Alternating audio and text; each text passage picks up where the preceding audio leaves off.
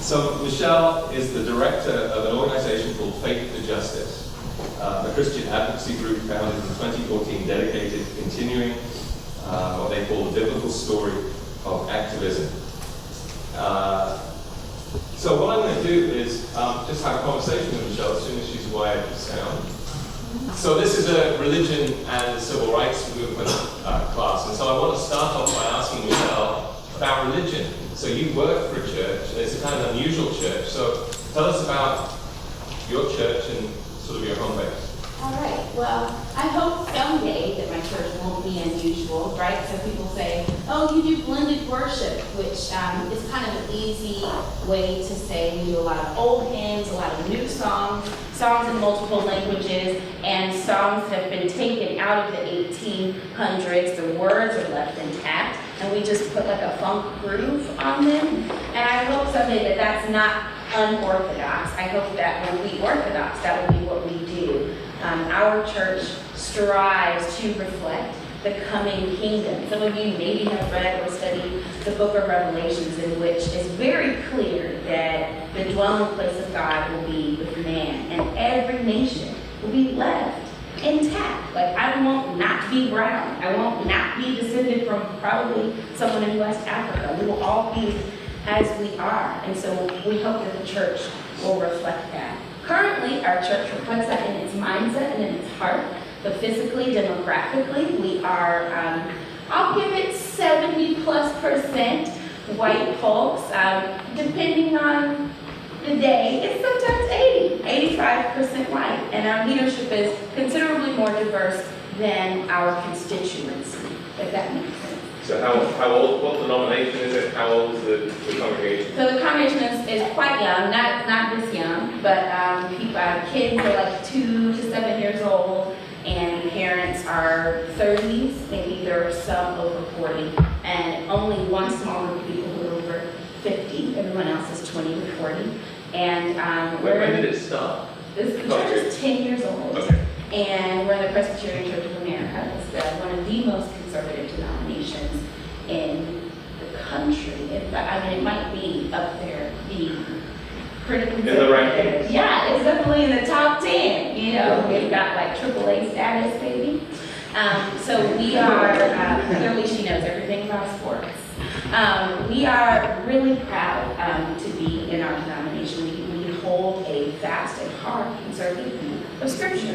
We actually theologically believe that Jesus walked the earth in time, that he died, he actually died, and that he actually resurrected. So that's what makes us theologically conservative.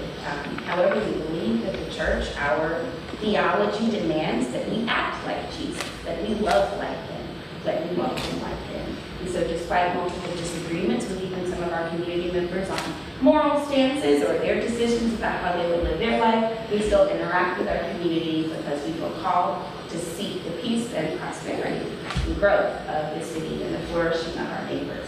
So we do a lot of outreach, and I do worship. So that means I run all the music, and then I run all the advocacy and outreach programming. And so I get to walk around the neighborhood and meet people and shake hands with kids, babies, and dogs and say, welcome to Shaw, hope you like St. Louis. And we have block parties. We have a block party on May 1st, getting ready for Cinco de Mayo. We have a block party every fall, and it's just open. Come, buy some food, chill out. So what's this really conservative, top 10, AAA rated, right.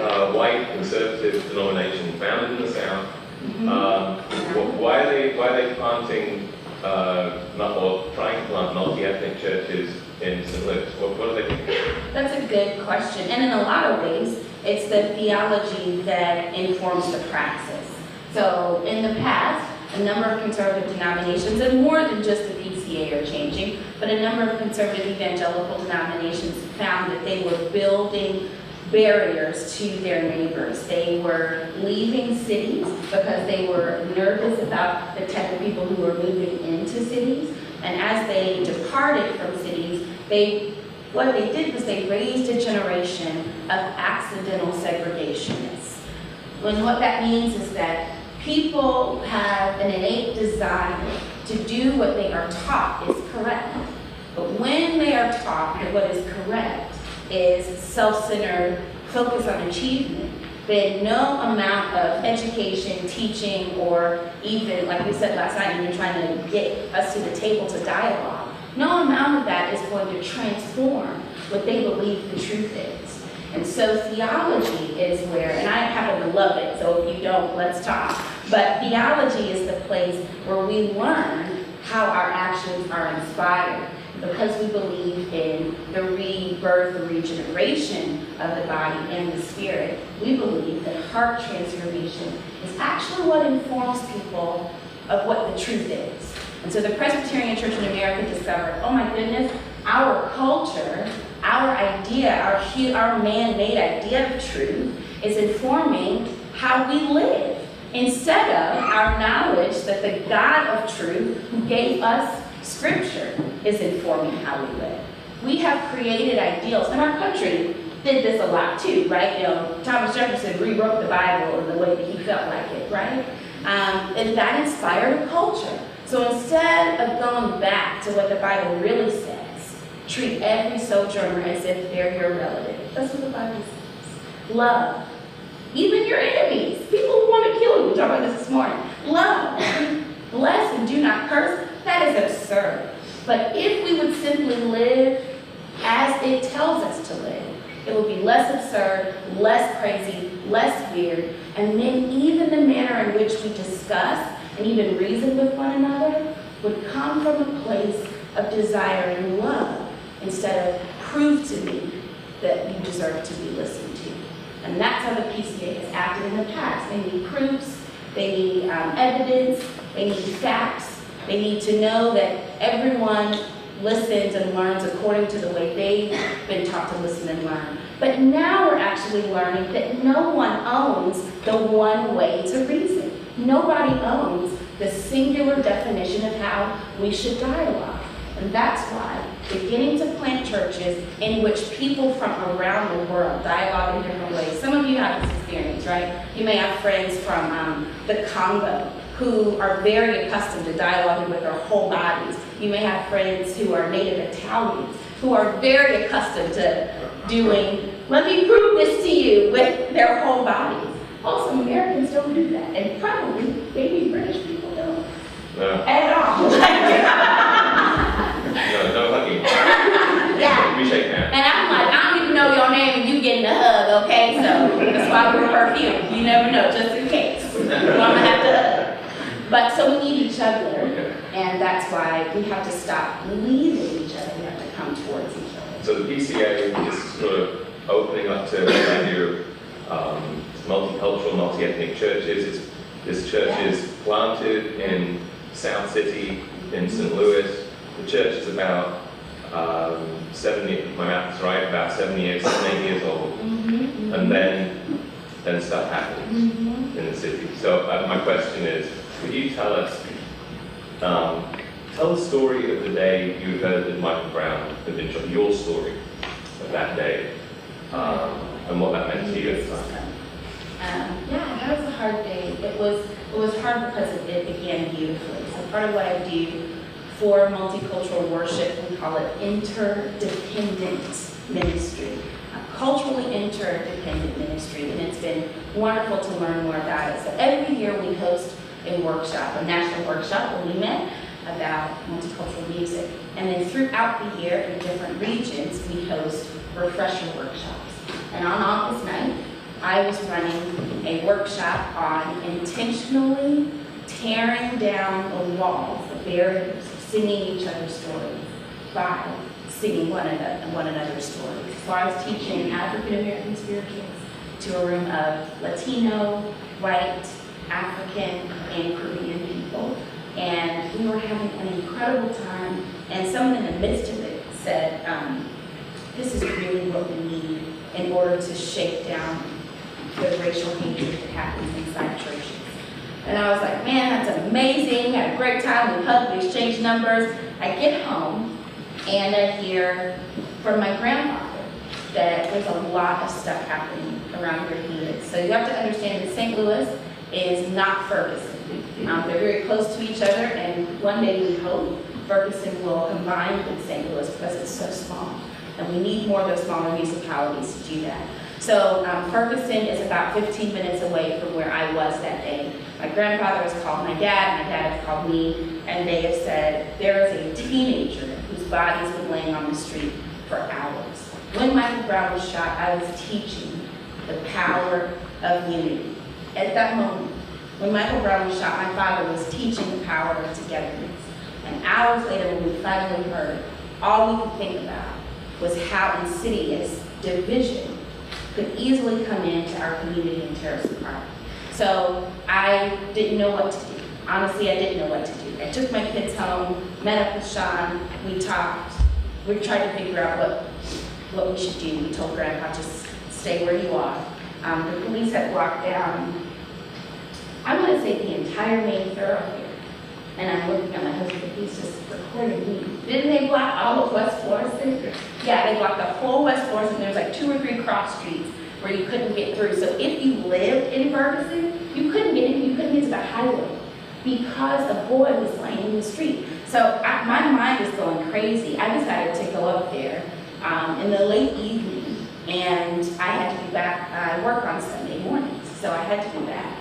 And all day Sunday, I was like, you know what? I'm just gonna glory in the unity that I know we have as a church. Saints, let's pray and let's just celebrate what we know we have. But by the end of worship, especially our African American friends at church, and then a number of our friends who are not Black but who work in outreach ministries, they were saying, we have got to address this head on.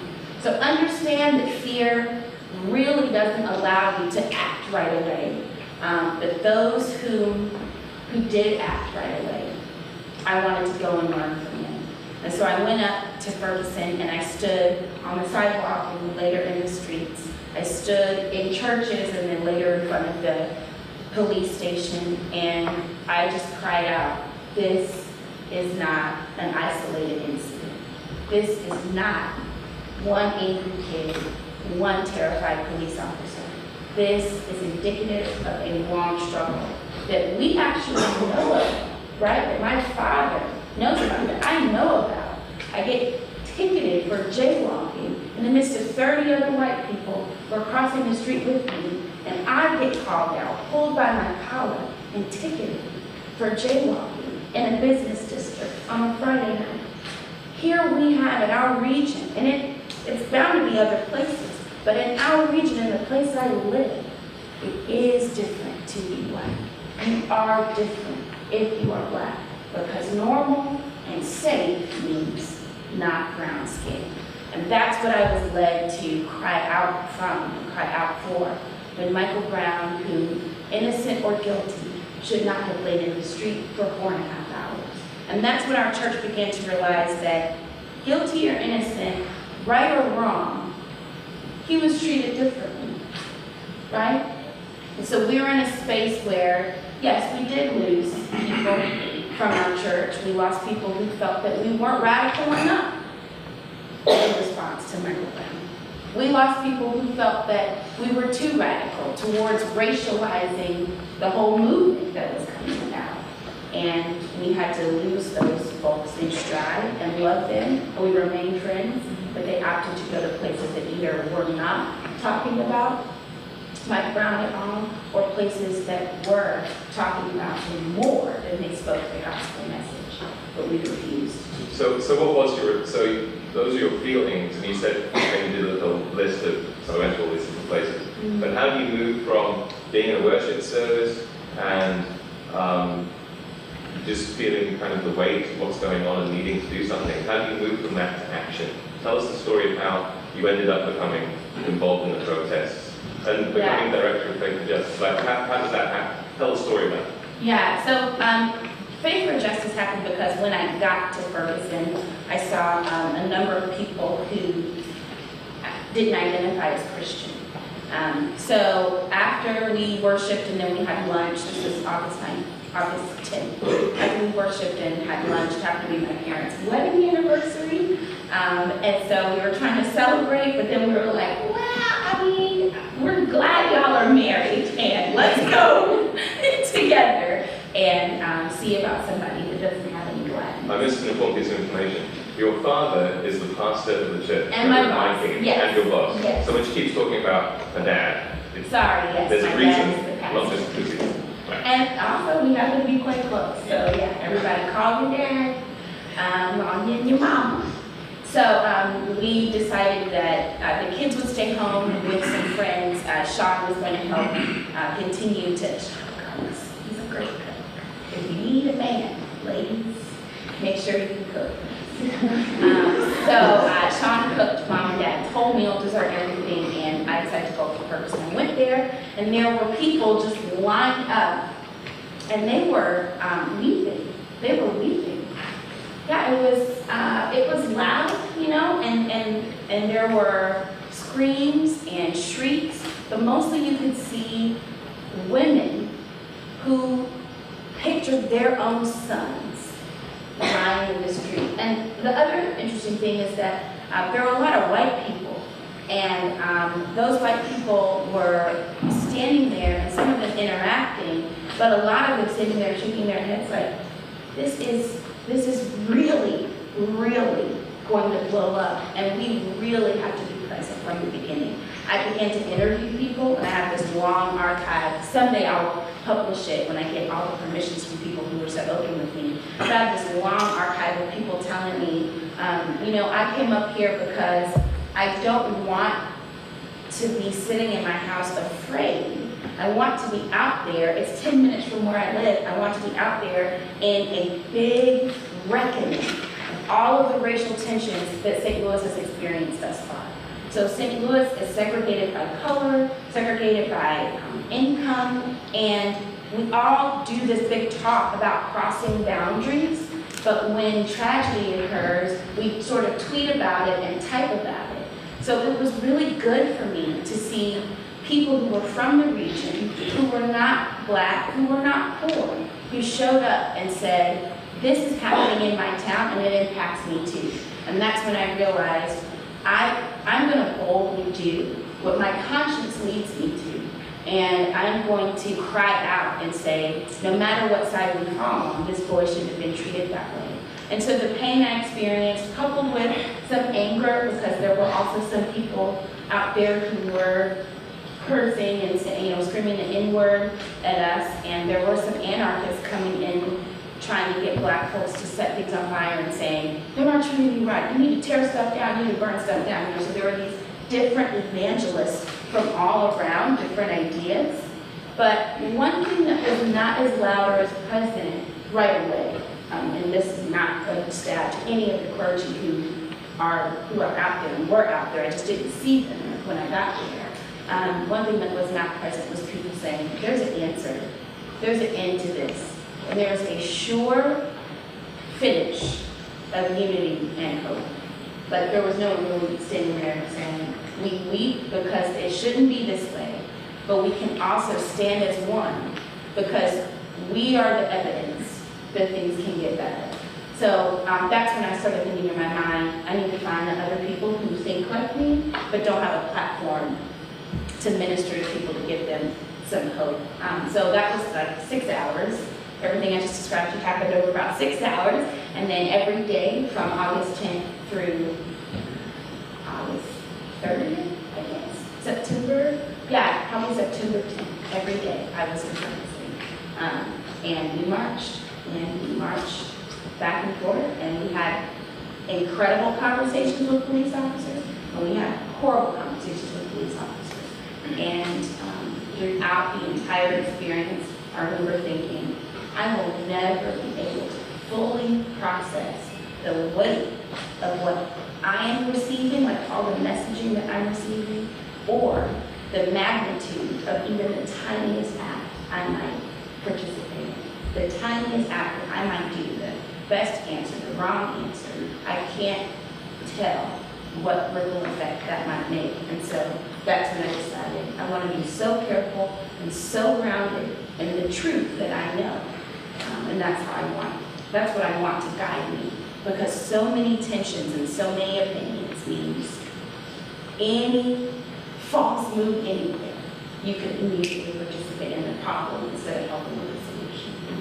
So in this class we read fair amount of this book, Ferguson and Faith, which you recommended, which is a collection written by Leah Gunning Francis. It's a collection of oral histories that she collected from mostly from clergy who became involved, and also from activists who then reflected on the involvement of religious people. And yesterday you did a workshop with us on, I'm going to get it wrong, non-violent de-escalation. Yeah. And you talked about the clergy as being these people who kind of go in the middle. So how does it go from you wanting to be involved to being this group? Talk about this de-escalation thing that the clergy did. And could you tell us a story about maybe something that really springs to mind at the moment? Yeah.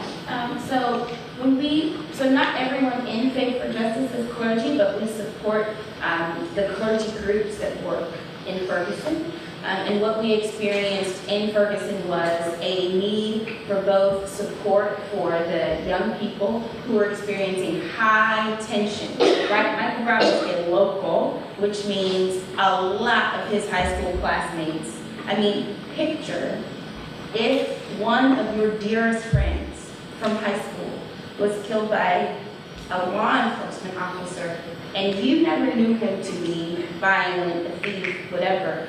Even if you couldn't prove that he was not a violent criminal, you only remember him as your dear friend. And so there was so much anger and confusion that the clergy first began to serve as listening ears, shoulders to cry on. But we decided not to try to control kids who wanted to go out and protest. I mean, that's the civil rights movement in the first place, was peopled by young children who left school. They left their classrooms to go and to march. So we felt like we had to actually ready these people and train them to go out there and to march and to focus on the objective. So what we decided to do was to go out and to be with them and to stand in between them and the police if talk got heated, police talk got heated, protester talk got heated even more, police talk got heated even more, and then guns began to be drawn. So that's why you'll see the hands up. The reason that it stayed after people said, Mike's hands were up, Mike's hands weren't up, the reason that we kept doing it was to show that we weren't armed. So clergy had, we decided to have a prayer service at the Ferguson police station. And this happened probably 9 or 10 times in 30 days. We went out to pray at night in front of the police station. And at this time, I was not a de-escalator. I was a learner. I was sitting at the feet of the youth and the clergy. So I would go and I would participate and I would observe de-escalation. So one night we went out and I watched the clergy stand amidst the young people and pray and offer thoughts and wishes for those who were not people of faith. But we stood and we held hands. We held hands like we were at a camp meeting. Like, I'm holding hands with people with the V for Vendetta mask on, and I'm like, this is crazy, right? But it was exactly what it should be, because the Wilson and Brown tension had told the rest of the country, everybody in St. Louis and Ferguson hates each other. So here we are, trying to stand out in front of the Ferguson Police Department and say, we don't actually hate each other. And we don't actually hate, and one of the pastors said, sort of had to raise her voice to yell at the police because they were not all the way out yet. She actually yelled over and said, we don't want to dismantle the police. We want to hold them accountable. We don't want to abolish law enforcement. We want law enforcement to recognize us, to dignify us as people. And as she began to say that, my heart was pricked. And I began to really try real hard not to leave, because I'm trying to hold hands and like not do this, you know. But we just started to sing a quote from Ella Baker: "We who believe in freedom can't rest. We won't rest until it comes. The killing of black men, black mothers' sons, is not as important as the killing of white men, white mothers' sons." And as we were singing that, that began to enrage some of the youth who really felt betrayed by the police in their neighborhood. And they did begin to scream out, "These killer cops have got to go. Hey, hey, ho, ho, these killer cops have got to go." And that hurt the police. Because what the police heard was that every cop is a killer. And so they were offended by that. And they began to scream back multiple obscenities at us. And the clergy slowly separated from the activists and the protesters. And there were a few organizers who weren't clergy who stayed among those who were yelling, and they were saying, remember our goal, focus on our goal. And the clergy separated from them and went up to the police and began to speak to the police and say, please hear us, please hear us, please give us a meeting with the chief, please encourage the chief to make a statement, please let us know what the plan is. And we stood there for a solid half hour, yelling back and forth, and the clergy in the middle of them decided we're just going to get on our knees and pray. And as soon as the clergy knelt down, the protesters followed suit, like Muslims, Hindu, people who were atheists, people who were humanists, people who didn't care about God, people who would say the church hurt me, people who would say everyone that I meet in church judges me before they love me. They saw clergy kneel down in front of them and begin to pray, and they knelt down. And even if they weren't praying in their heads or their hearts, they followed the actions of the least anxious people in the room. And it occurred to me that's what de-escalation is. To show up as a presence who can empathize with hurt, can empathize with rage and anger, but who refuses to let that govern them. So my rage is real. And I expect some of the rage we experience is righteous. I mean, Jesus flipped over some tables, didn't he? Some rage is righteous. But the way it governs us, does it govern my emotions for you? Does my rage govern my desire to dignify you as a human? And the clergy answered that question for me, and they said it's possible to be as angry as the people who feel there's an injustice with them, but to act in a way that dignifies even the people who may be guilty of injustice.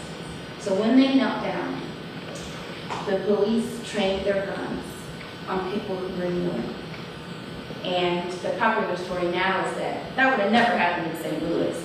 And they're probably right. We have got a considerably more level and less frustrated law enforcement team, and our trainings are different. So the Ferguson police force does lack training in general. But it occurred to us at that point that emotions were governing bodies. Emotions were governing bodies. Instead of the desire to dignify, someone who was offended at black rage decided to allow their body to be governed by being offended. Instead of allowing their body to be governed by, you're a human, and I need to not want to kill you first. I need to want to see you alive first. And so when the clergy knelt down, they began to pray rather loudly, just, Lord, bring us together, heal us, bring those who need to be brought to justice to justice. The police began to pick off the clergy, one by one. They grabbed them, they shoved them on the ground, cuffed them behind their backs, carried them into the police station. And the protesters began to yell, furious.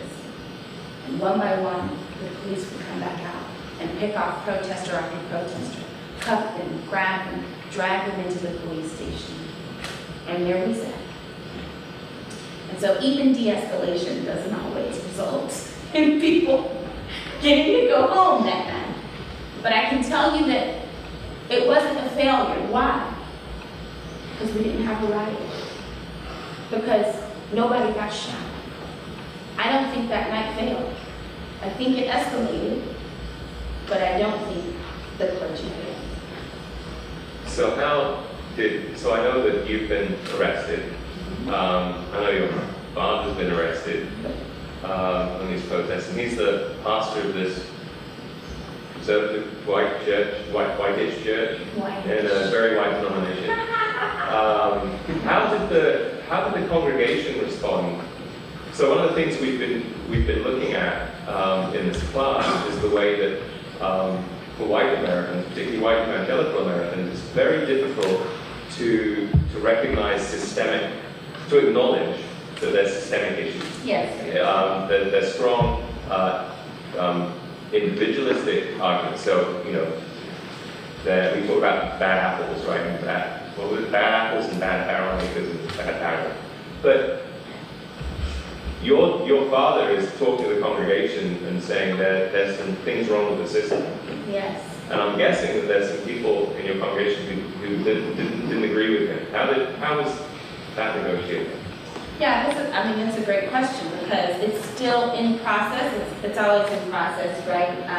So we carefully talk about systemic change and systemic injustice. And the first thing that everybody wants is proof. Show me the numbers. Show me systemic microaggressions. And you're going, okay, no one records that because it's embarrassing. So what are the numbers? What do we have to show? And so we began to actually bring in speakers who have stories about how they got woke in so many ways to systemic injustice. Dad actually told his stories. He talked about how when he was coming up through the ranks in the military, my dad's a full colonel, retired chaplain in the Army, so hua to all those considering military service is a great thing. But as he was coming up through the ranks, he was always elevated as, oh my gosh, it's a black man, he's an officer. Normally black people are only enlisted ever. And these little bits of how the presumption was that if you were black, you probably weren't going to be an officer. If you were black, chances are you weren't going to be very educated or get very far. Those presumptions actually came first from white governed systems. And so for Dad to watch our congregation slowly begin to realize, oh, I was taught a type of truth, a flavor of truth that isn't the whole truth. That's when, believe it or not, we actually didn't have this many problems after we were able to share with people that the truth was built in different ways in different countries. And the truth was built by people who are in power. What's the truth in Libya, right? It's different.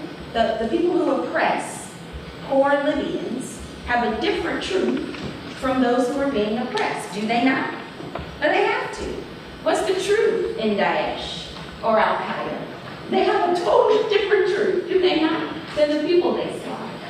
And so in order for us to show systemic ill, we first of all have to understand that equality of all, not just all actions, but the equality of all people means we all have it in us to do wrong, to go off the rails. And so Dad began to share his stories of discovering what happened on the Trail of Tears, of discovering what the exclusion acts were in the 1870s when our country decided, ain't no Chinese people coming up in here. That was 1870. We've been making these mistakes for a while. And then what we encouraged our congregation to do, and I encourage you guys to do this, we encouraged our congregation to find out where their family or where the school that they went to, where were they during the Civil Rights Movement? Where was the PCA during the Civil Rights Movement? Where did they stand? Some of their ministers, before the denomination was founded, some Presbyterian ministers actually joined others in writing letters telling Dr. King that he was a false prophet, that he should wait, that he should try to negotiate more face to face. And so when we look at even the Black Lives Matter movement today, it's odd how we face similar things. And so our congregation really was not forced or pushed or told, you idiots. We simply began to share what we knew was supported truth. And oftentimes, facts can help to win people, but a story that comes with that, an experience that comes with that, is what might draw them in to say, wow, my pastor has experienced this ill. I'm going to listen. And then instead of sort of reading a history book as if it's a boring regurgitation of what occurred or some timeline, then you begin to hear and see someone else's experience in it. When we began to hear from our congregations, I went back to Mississippi, I went back to my hometown, and I found the places where my family was involved here in New York. They were overjoyed when their family stood up for life, and they were able to challenge their family about being truthful about their history, but when they didn't, what was right. And so the big thing that we've at least experienced experience is that those who even continue to disagree with us about our position in the Black Lives Matter movement are able to hear us because they know that our participation is not against them. In fact, we're working with, hopefully, we're working for them. So it was rough, but it's not as much opposition as one might think. Right. So you've mentioned history in a few different ways. So this is understanding our history to sort of understand the forces that have made our society where it is right now. Yes. So it's a segue. So the other night I heard you talking about some of your heroes from the civil rights movement and how they inform you and help you. So I'm curious to hear. I want you to tell that again. Tell us about how important Ella Baker is to you and maybe Fannie Lou Hamer. Yeah, oh Lord. Ooh, Fannie Lou Hamer, look. Okay, This Little Light of Mine is the name of her biography. You should get it. It's not small, I'm real sorry. It's not a small book, but you need to read it. Fannie Lou Hamer was one of the most incredible women who has ever lived in the United States. She was, by all sort of beauty standards, plain. Have you seen a picture of her? Just look it up on your laptops or your phone. I don't care. Is that okay? Just look up a picture of Fannie Lou Hamer. She was like plain. She was uneducated. She didn't, do a lot of makeup. And she kicked some serious tail. She really came with it and said, I don't care if you went to Morehouse or no house. You can participate in activism. Fannie Lou Hamer said, ain't none of us free until we're all free. So she was actually the first person who almost inspired and began to inspire people to think about all liberation instead of singular liberation. That is nuts. How many black folks who had actually been beaten up by hateful white people woke up the next day and said, I still want you to be free? Fannie Lou Hamer is an inspiration because she is able to experience a forgiveness that we all still think it's impossible. And all I got was cussed out. Fannie Lou Hamer got beat up. The coolest thing about Fannie Lou Hamer's determination was that in 1963, when she got arrested, she was arrested with a few other folks. They were trying to do, well, you guys probably know this. She was put in jail, and it wasn't white people who beat her. It was white prison guards who forced 2 black prisoners to beat her and to call her the N-word and the B-word and to say, we're going to send you to hell tonight. And there's a recording of Fannie Lou recounting this testimony. You should find it and listen to it. I weep every time, so I'm glad we're not going to listen to it together because y'all want to see the ugly cry tonight. But Fannie Lou Hamer said she realized that we all make choices. And even African Americans can be complicit in a racialized system. And that is why liberation is not just for the people. Liberation is for everyone. I love Ella Baker because Ella Baker was prolific. I mean, look up quotes by Ella Baker. Look it up. She has so many incredible ideas attributed to her. But my favorite quote from Ella is, you will never see a movie made about me. Hopefully that's not true for long. But you'll never see a movie made about me. You'll never see a video about me. You'll never hear my name in the newspaper. Why? And I'm reading it going, I don't know why. Tell me why. Strong people don't need strong leaders. She said, strong people don't need strong leaders. And that seems really anti what we're taught, right? But think about it. Even your teachers don't need to be stringent or strong if you are strong. So if the people bear within them a determination and a strength, Ella Baker is saying, you don't need somebody picking them up by the collar and carrying them to the right location of activism. They're going to go, and a good leader walks with them. A good leader interprets the time. A good leader stands behind them, away from the news cameras, and says, the people are winning this liberation for their good and for the good of those even who despise them. But a strong leader, and the actual good definition of a strong leader, is one who is equal to the people that she leads. And that's why I love Elevate. That's why I glory in the training I received as an organizer, to organize, make the plan, inform everyone of the plan, be ready to de-escalate if the plan don't go as planned, and also take no credit for any victory. That's really helped me. So I'm going to ask one more question, and then I'm sure there are lots of folks with questions for Michelle, so we'll have an open Q&A. But here's the question. I heard you talking the other night with some students, and talking about your sort of visceral reaction to when you hear the news of someone else who has died or been killed. And particularly you talked about when you heard the news of Sandra Land. Could you tell us about that? And the follow-up, it connects for me because you've been talking in the last day or so about the importance of recognizing that even before you see someone as your enemy, you see them as your friend. The idea that you, this whole Jesus thing, that you're supposed to love your enemies, and that's how you're supposed to be, and that's how you de-escalate, and that's how you be the calmest person, the least anxious person in the room. But at the same time, you're getting this kind of news. So tell us about how this stuff makes you feel, and how do you still love folks? Yeah, that's a hard one. We were talking the other day, like, what about the Hulk? You know, how does the Hulk keep from turning green all the time? He's like, I stay mad. I just stay mad. I don't think that rage is wrong in every situation. And I'm going to tell you that right now. Sometimes your your anger sometimes is what helps you to realize, oh, I didn't know this before.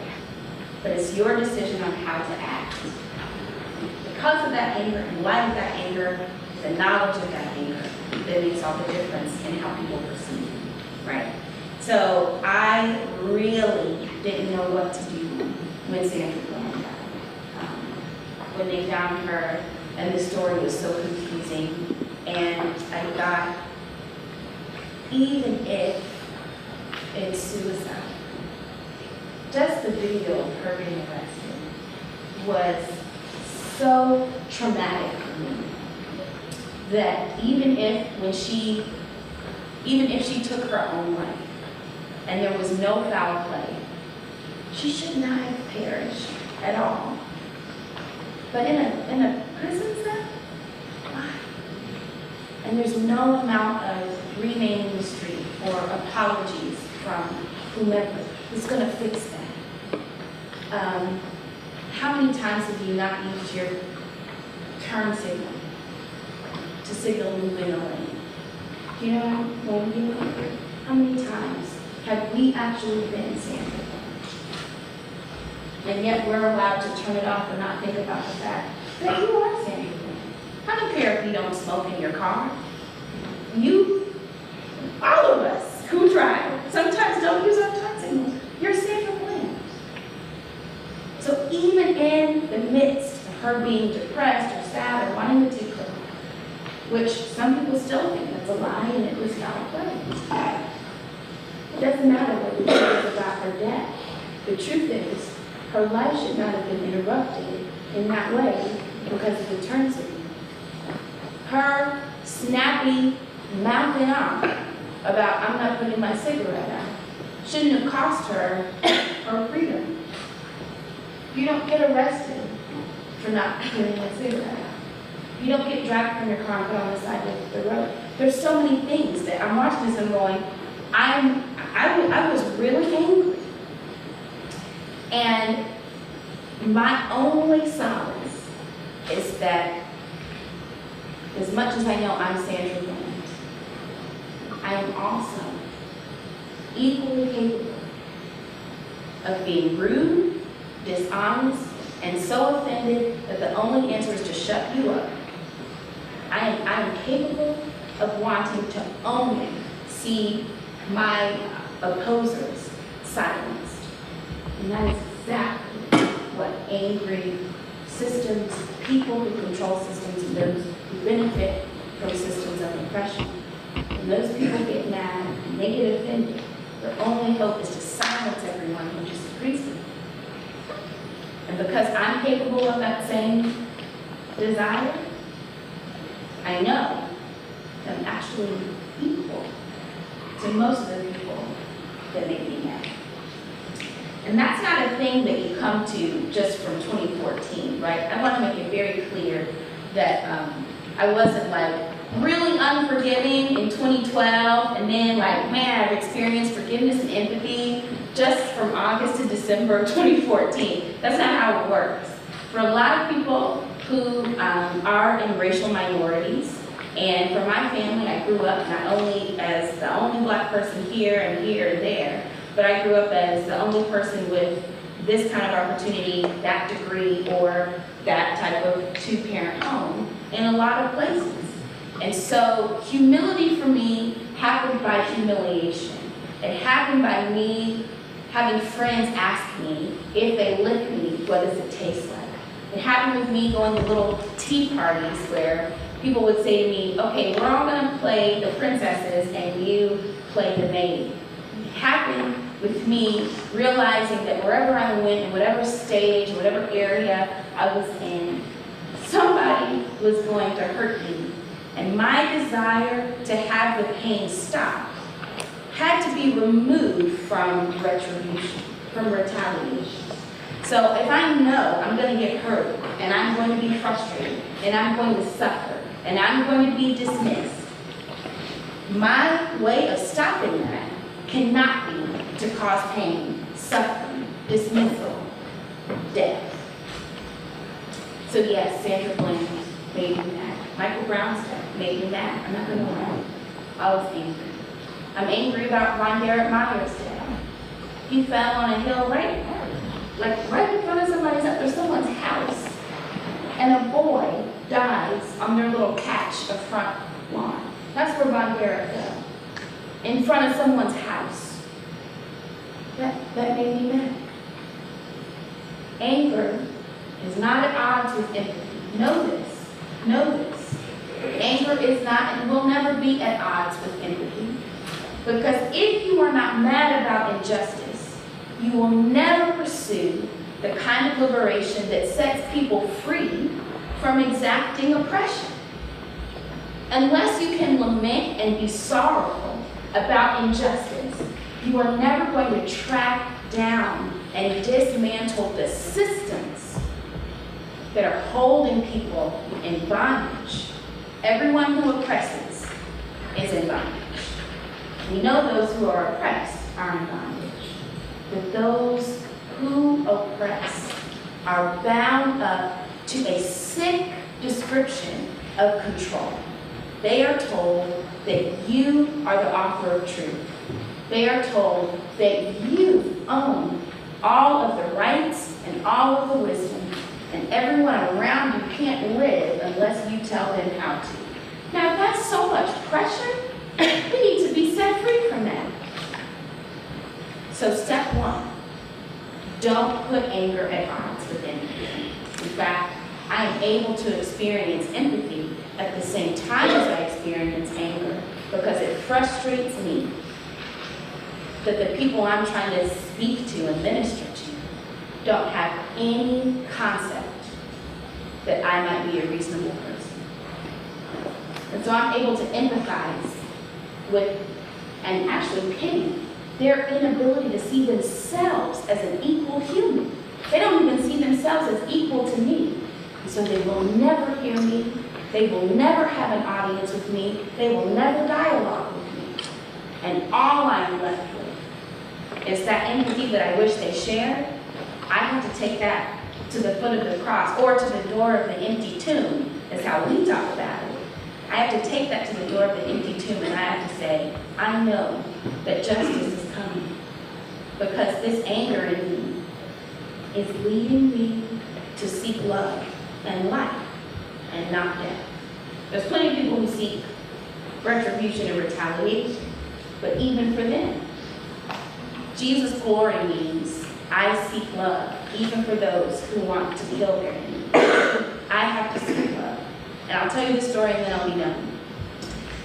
When I speak in different places, I get death threats. And so I'll receive letters, or we had one, I spoke about how certain movements that claim to dignify lives only dignify the lives of those who they can be sure are innocent. So if somebody steals something and then they get shot, these movements won't say that person shouldn't have been killed just because they stole a cigarette. So I say these movements tend to tokenize Black and brown people because unless we're certainly innocent, we don't get any support. I don't want Black people to have carte blanche to go and tear up everything. I don't believe the prison system should be utterly abolished. I believe it needs to be changed. But when I say I believe people shouldn't be executed on the street, I get death threats, and especially from certain supremacist groups who masquerade as evangelicals. And they will send me letters that say, you should never birth your children. Your kids themselves should have been aborted because living with you as their mother is worse than death. And when I get these letters, I don't experience empathy first. Should I? Should I not be mad? Or terrified?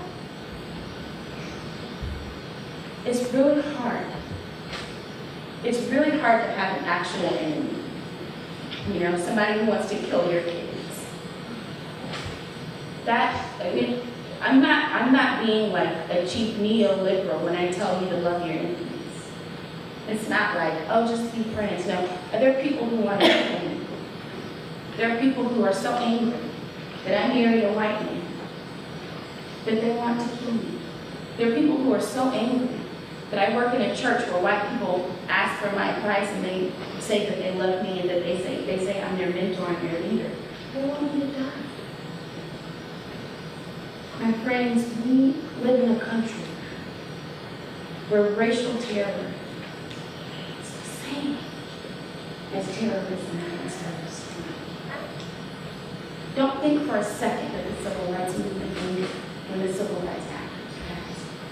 Remember, half of that voting rights act is being repealed around the country. Think about the systemic ills that allow us to turn off the TV when we see injustice, that allow us to not connect the dots because we have been told that Obama's in the White House and now everything's fine.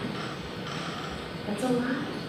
We have work to do. And step one of accomplishing that is being convinced that even the people who would seek your harm can be transformed and stop wanting to see you dead.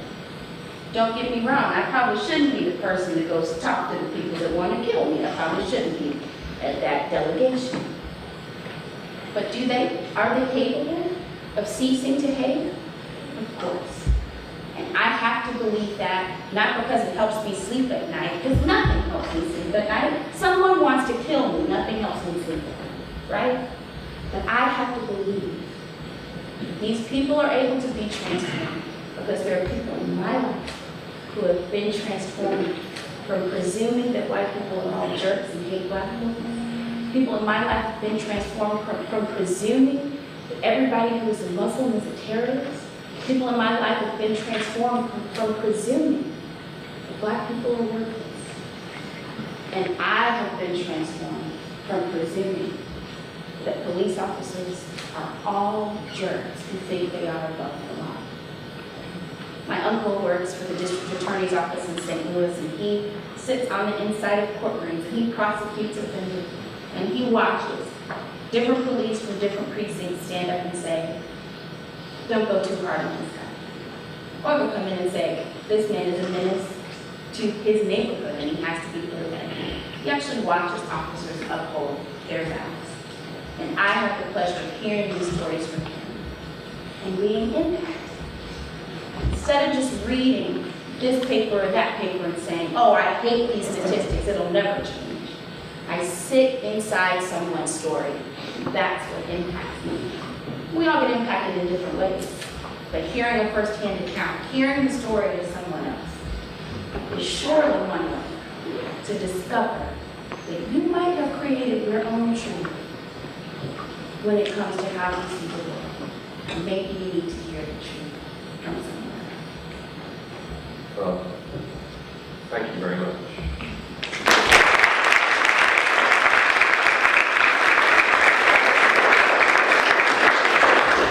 Well, we've got a little bit of time for questions, and if you don't mind, I'd like students from the class to have first crack at it.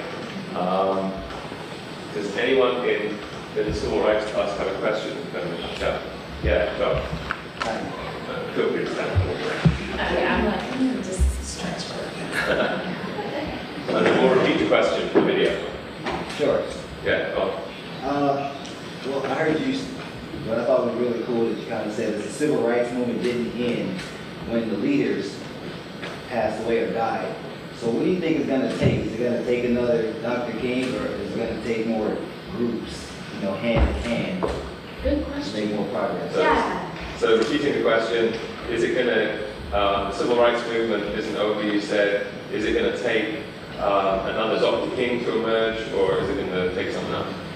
Well, so the thing to remember is that Dr. King never worked in isolation, right? Abernathy, Lewis, Medgar, come on, Mississippi burn. Yeah. He never worked alone. In fact, in the mid-50s, when they said, we need a leader, we got to get somebody, nobody wanted to do it. It took like 7 more years for Dr. King to show up, and they just grabbed him and said, you are attractive, you're television ready, and you're a good orator. Did you know that? That there were 20 other excellent preachers, 20 other people. King had speechwriters, right? So he never worked alone. What's it going to take? More collaboration. That's what it's going to take. Why did SNCC and the SCLC and eventually the Panthers have to continue and keep going even after bills were passed and after people said, oh, we've experienced victory? Because it was a small victory, but it's good to celebrate. We actually should celebrate the fact that Black folk, Latino folk, Asian folks, and white folks go to school together and don't think twice about it. We should be able to celebrate those things. We should be able to celebrate Condoleezza Rice and Colin Powell, right? And Barack and Michelle. We should be able to celebrate those things with the understanding, with the knowledge that there's so much work to do that none of us can do it alone. There's so much work to do in all Black schools that no one school can do it alone. There's so much work to do in all white schools about segregation and good history that we can't actually do it alone. We have to begin to work with each other. And in terms of will that work, will it work towards what? We got bills passed, and then 50 years later they're being repealed. So will it work towards what? Towards legislative change? Maybe. Yeah, more people in the political arena. Towards transformative change, right? Do you know that in the poorest school district in St. Louis and the richest school district in St. Louis, there's a $12,000 gap in spending per student. The poorest district spends $1,100 per student, and the wealthiest district spends $1,400. Why? Because your education is based upon the value of the home that you own. So if you live in a district where nobody owns homes, or where the home value is assessed too low, you don't get books, you don't get laptops, and your school buildings don't get repaired. All of it is based upon what you're worth. And what we're worth is how much money we have. That's all we're worth. So what's going to actually bring civil rights? This is why the civil rights movement hasn't gone away. This is why the civil rights movement didn't even really go underground. We just stopped thinking about it, stopped listening to stories, stopped reading things in the media, and the media stopped following stories because we had a great victory in the 60s. The civil rights movement has only progressed. Dr. King didn't just want people to be able to sit on the Senate and Black people to vote and Black people to get PhDs. That's not just what he wanted. He wanted us to actually see one another as worthy of equal, not just equal opportunities, but equal value. The value of my heart, which is more likely to get bad care, and compared to a white woman's heart, which we could go to the same hospital and implicit bias would completely remove the possibility that I would get equal care as a white person. That's why the civil rights movement isn't over. And it hasn't really disappeared. It hasn't disappeared. It's become a movement for today. And don't get me wrong. Don't get me wrong. Dr. John Perkins had a fork shoved up his nose by a guard in a prison. And no one who got arrested in Ferguson experienced that, right? Some of us did get beat. But nobody experienced in prisons what they experienced in prisons in the 50s. And yet, we're still being in prison. And yet, we're still going to jail. So what is the answer? More people saying, civil rights isn't over. Civil rights isn't over. More people collaborating across racial, cultural, and especially religious lines. We have to come together because there's power in the united, organized masses. Hi, thank you for me. My question for you, how do we use the heart transformation that you talked about, which is rooted in theology and Christianity, to lead people who do not ascribe to faith and understand? People who are not part of a faith community definitely worship something, right? They're, everybody, well, I mean, that's a theological term, so it's kind of hard to use even in that. But my understanding is that hearts can be transformed by all sorts of things, right? Because, first of all, at one point, somebody even believed in Santa Claus, right? And even if you weren't raised to do so, at one point you believed in a fairy tale at some part of your life. What I've experienced the most with people who don't ascribe to any faith at all, so like an agnostic or an atheist that we're talking about specifically, yeah. So people who are not Christians, but they are of other faiths, have a rubric for seeing something deeper in the life of the human. People who ascribe to no faith at all would be able to tell you, and they could not deny, that humanity is different from the animal kingdom. That humanity lives differently than the animal kingdom does. And most often, humans are more likely to honor animals, at least. Even people of faith tend to do this. We had a huge fundraiser day in St. Louis, and 72% of all funds for 500 charities in the area. 72% of all the money given went to animal care, animal crisis, animal shelters. We really love animals around our world, not just here. So the idea that life is different from cutting down a tree, but human life is different from spilling a glass of milk.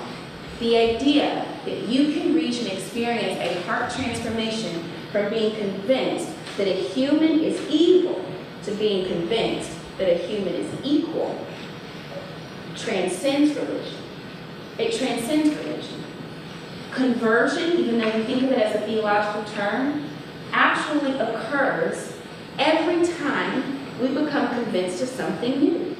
Transformation actually occurs every time we hear someone's story and we believe it and we go, uh-oh, I'm hearing this person say that the same book that I just read and believed, that same book, they were hurt by it.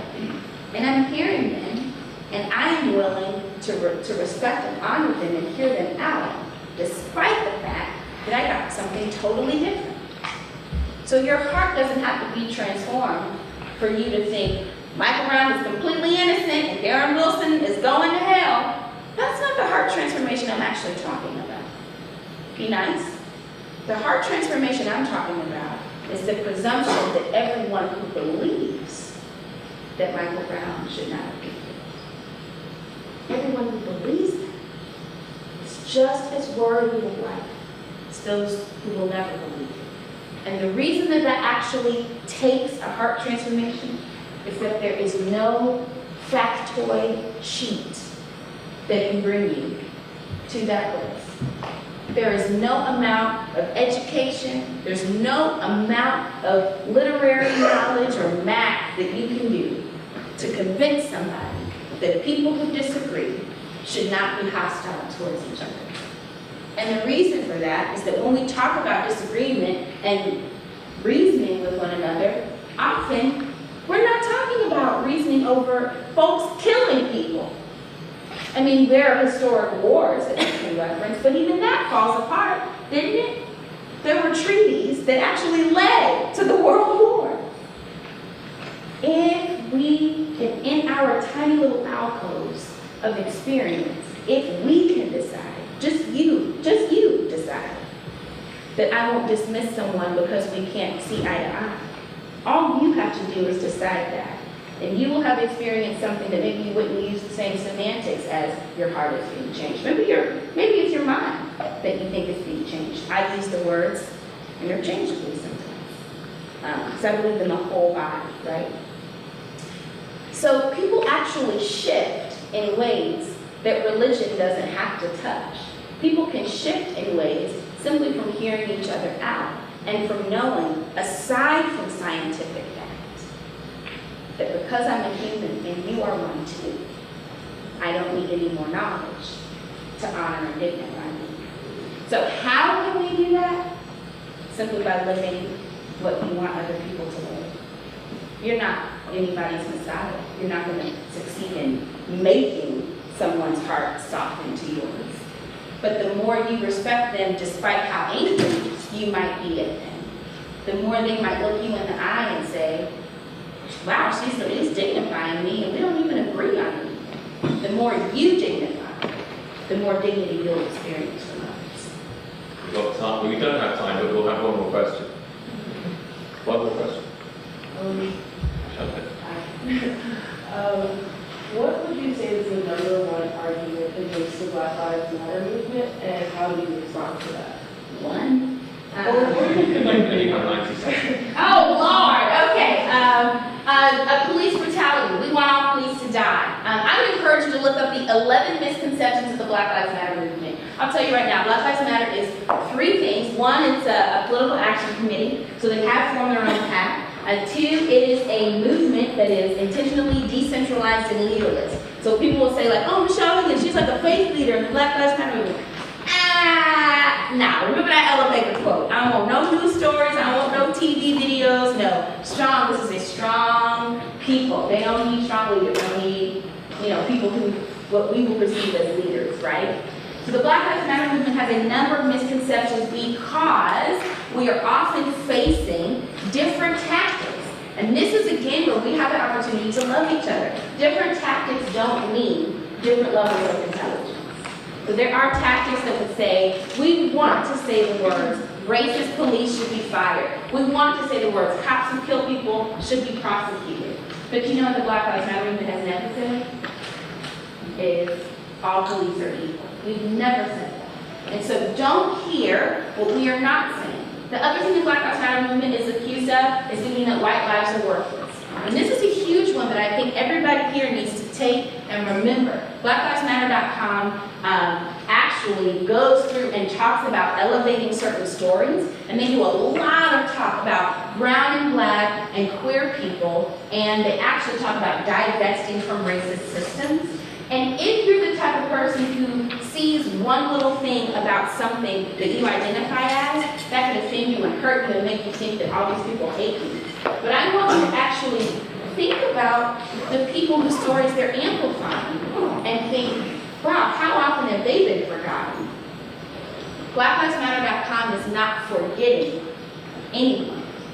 They are amplifying the people that everyone forgets.